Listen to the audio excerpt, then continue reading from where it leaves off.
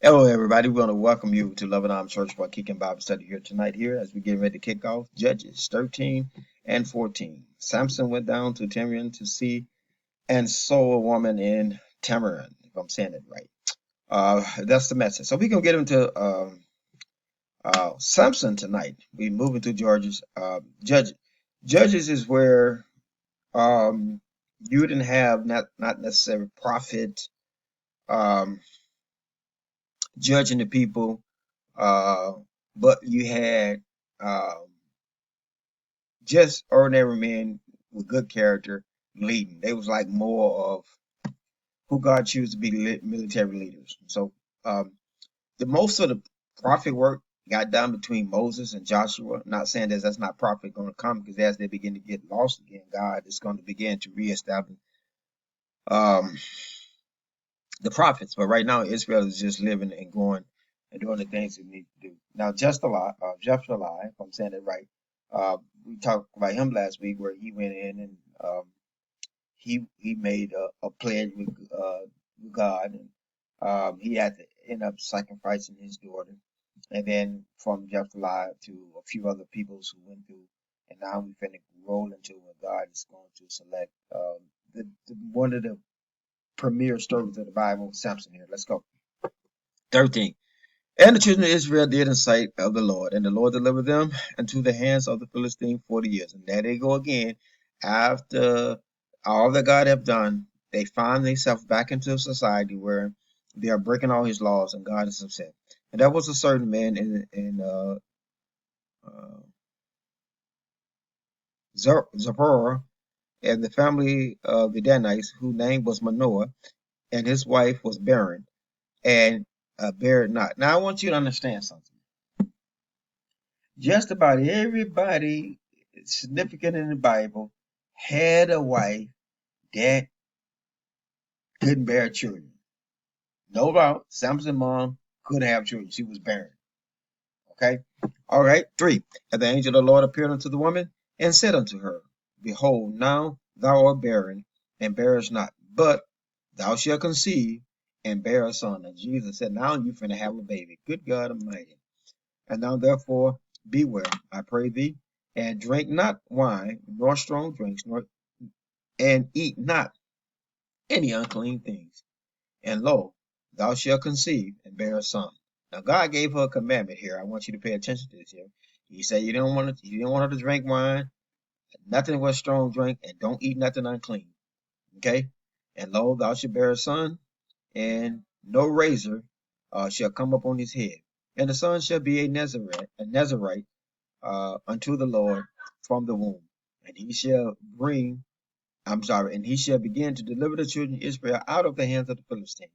And the woman came and took her, and the woman came and told her husband, saying, A man of God came unto me, and his countenance was like the countenance of the angel of God, very terrible. But I asked him not whence he were, neither told him, neither told me, told he me his name. Neither told he me his name. But he said, Behold, thou shalt conceive and bear a son, and now drink no wine, nor strong drink, neither eat any unclean thing. For the child shall be a Nazarite to God from thy womb to the day of his death. And I just said the guy name, forgot it already. Uh,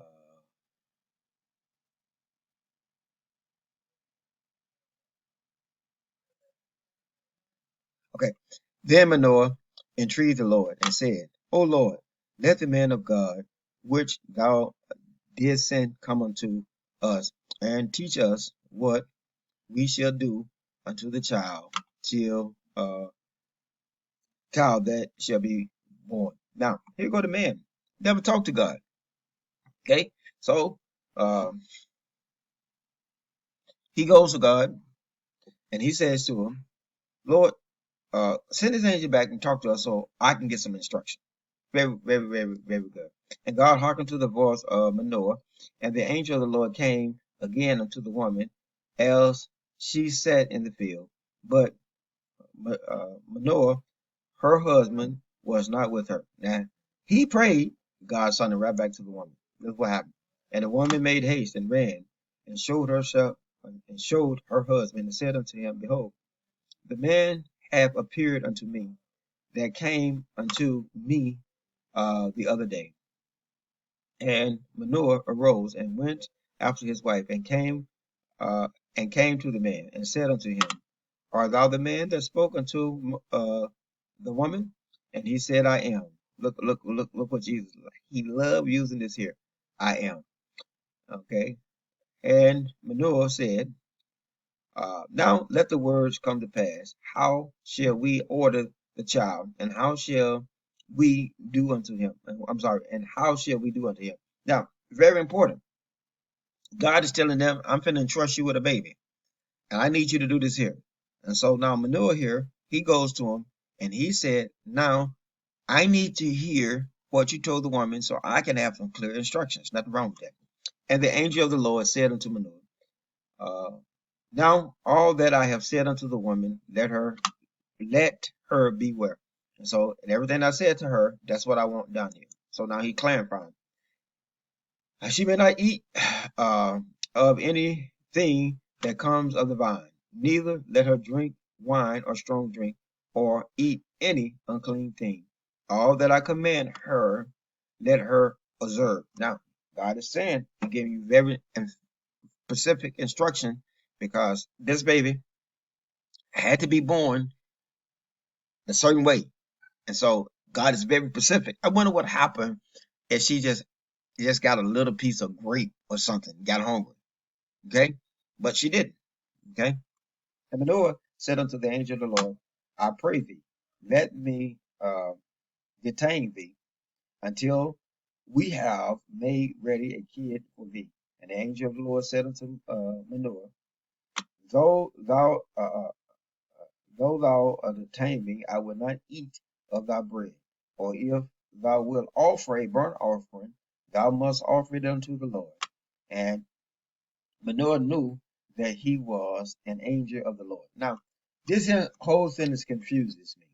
Okay, it confuses me, and I don't understand kind of sort of how they write this like this here, because I don't believe this specific person is the angel of the Lord. We're gonna try to make sense of it in a minute. And Manoah said unto the angel of the Lord, What is thy name? That when thou shalt come, when thou saying shall come to pass, we may do thy honor. And the angel of the Lord said unto him, Why askest thou after my name, seeing it is secret? Now, when Daniel, with Gabriel, Gabriel announced his name. Gabriel said who he was. This person here said, "Why you want to know my name? What is this? What is the secret?" I found that to be strange. So Manoah took a kid of the golden offer and offered it up unto the rock unto the Lord, and the angel did wonderfully, and Manoah and his wife looked on it. And it came to pass when the flame went up towards heaven from off the altar, the angel of the Lord ascended, listen here, unto the flame of the altar. Now, who else stands in flame? Who else do all this kind of stuff? Because when Shadrach, Meshach, and Abednego was in the altar, who in the fire, in the furnace, who was there? The Lord. I believe, I don't know why uh, Israel wrote the angel of the Lord and saying the Lord. I believe all this here was Jesus. Now, that's just my saying. Manoah and his wife looked upon it and fell on their face to the ground. And the angel of the Lord did not appear unto Manoah and, and Manoah and to his wife. And Manoah knew that he was an angel of the Lord. Now, listen how he said it, but watch 22. And Manoah said unto his wife, we shall surely die because we have seen God. Now, wait a minute. Is it angel of the Lord? Is it God? That I believe what he saw was Jesus. I believe Jesus appeared unto them like he appeared unto Moses, like he appeared unto Abraham. I believe Jesus is appearing unto him, giving them instruction himself. But his wife said unto him, If the Lord will uh, please, if the Lord were pleased to kill us, he would have not received the burnt offering and the meat offering of our hand. Why is that important? Because Jesus is the one who received the meat offering and sacrifice. Well, he have showed us all these things, nor would as it this time um, have told us such things as these. And the woman bare a son and called his name Samson, and his son grew, and the Lord blessed him. Why did the God bless him? Because his wife, the new wife, did everything that God told her to do. And the Spirit of the Lord begun to move upon him at the time in the camp of Dan between Zephyr and Iskar. And Samson went down into Timnah and saw a woman in Timnah, the daughter of the Philistine. And he came up and told his father and his mom and said, I have seen a woman of Timnah of the daughters of the Philistine. Now, therefore, get her for me for a wife. Now, why would this be strange? Because remember now, Israel at this point in time was not allowed to date outside their race. Okay, but all of a sudden, this man that God had created, she couldn't eat drying. He blessed him, and all of a sudden now he's going after forbidden fruit. And his father and his mother said unto him, Is there never a woman among the daughters of thy brethren, or among all my peoples, that thou goest take a wife of the unclean Philistine? And Samson said unto his father, Get her from me, for she pleases me well. But his father and his mother knew not that it was the Lord. So God was working. He don't always do things that's proper. He was working, that he sought an occasion against the Philistines. For at this time the Philistines had dominion over Israel. And Samson went down, and his father and his mom, to Tamar, and came unto the vineyard of Tamar, and behold, a young lion roaring against him. And the Spirit of the Lord came mightily upon him, and he rent him as he uh, would have rented a kid, a little goat. And he had nothing in his hand, and he told not his father or his mother what he had done. So Samson kills the young lion, and he went down and talked to the woman, and she pleased Samson well. And after a time he returned and took her, and turned aside to see the. After a time he returned to take her, and turned aside to see the carcass of the lion that he had killed. And behold, there was a swarm of bees and honey in the carcass of the lion. And he took therefore in his hand and went on eating, and came to his father and mom and gave them, and they did eat. But he told not them that he had took the honey out of the carcass of the lion. So his father went down to the woman, and Samson made there a feast. So as so for so used to be the young man to do, used the young men to do. So in other words, that's what they used to do back in the day. It's the custom. And it came to pass when they saw him, they brought him 30 companions to be with him. And Samson said unto them, I will not put I will now put forth a riddle unto you, and if thou certainly declare it within 7 days of this feast, and find it out, then I will give you 30 sheets and 30 changes of raiment. But if thou cannot declare it unto me, then shall I give thee, then shall ye give me 30 sheets and 30 raiments of garment. And they said unto him, Put forth the riddle, that we may hear it. And he said, Out of out of the eater came forth meat, and out of the strong came forth sweet. That and they could not in 3 days uh, explain the riddle. And it came to pass on the seventh day, they that said unto Samson's wife, entreat thy husband, that he may declare unto us the riddle, lest we burn thee and thy father's house with fire. Have ye called us to take that we have? Is it not so? So, in other words, they threaten um,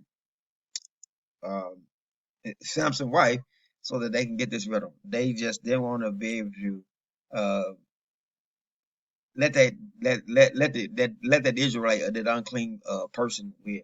Samuel's wife went down before him and said, "Thou have does thou but hate me and love me not?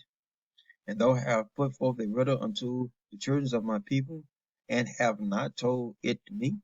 And he said unto her, Behold, I have not told it unto my father nor my mother, and shall I tell it thee? And she wept before him. She wept before him the seventh day. Wow! Imagine this him. This 7th day is what? It's the Sabbath.